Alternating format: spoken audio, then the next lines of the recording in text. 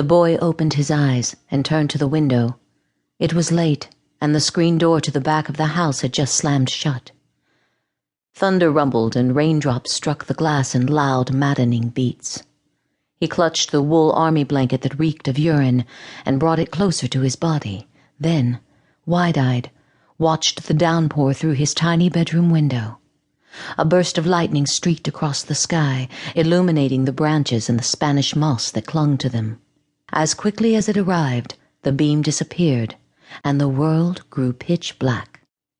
A branch from the giant oak outside scraped the dingy glass, and the screen door to the back of the house banged shut a second time. A restless energy filled him.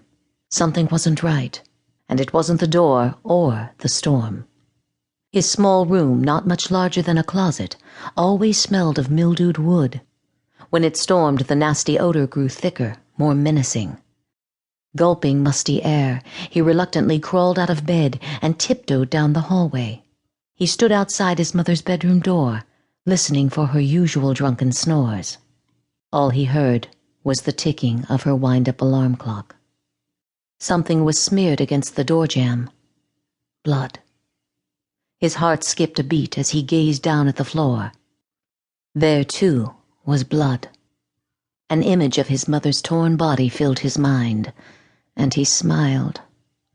Grim-faced, he moved past her bedroom to the tiny kitchen, the scarred linoleum cool and bloody beneath his bare feet.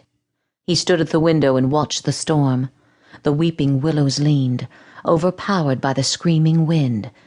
He looked out at the moonless night and tried to remember if he'd flipped the Pierrot.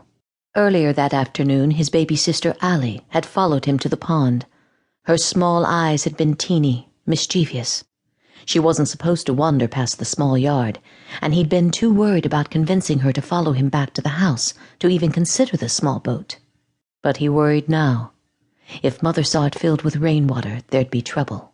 They usually didn't lock the house, but he now flipped the latch on the screen door.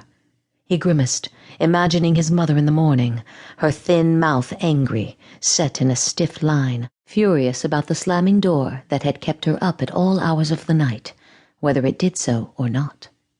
He couldn't risk it. Lightning struck again, illuminating the rusted Buick that for all of his 9 years had sat snoozing on top of concrete blocks next to the old splintering shed. The night became dark again, and in the blackness he sensed something move. A moment later, he saw it again.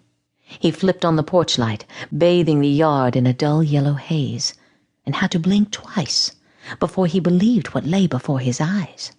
Trembling, he backed away from the window. His mother, naked and standing in the yard, stared up at him through a tangle of rain-soaked hair, her eyes wild. As he bolted from the window, he could hear her calling out to him.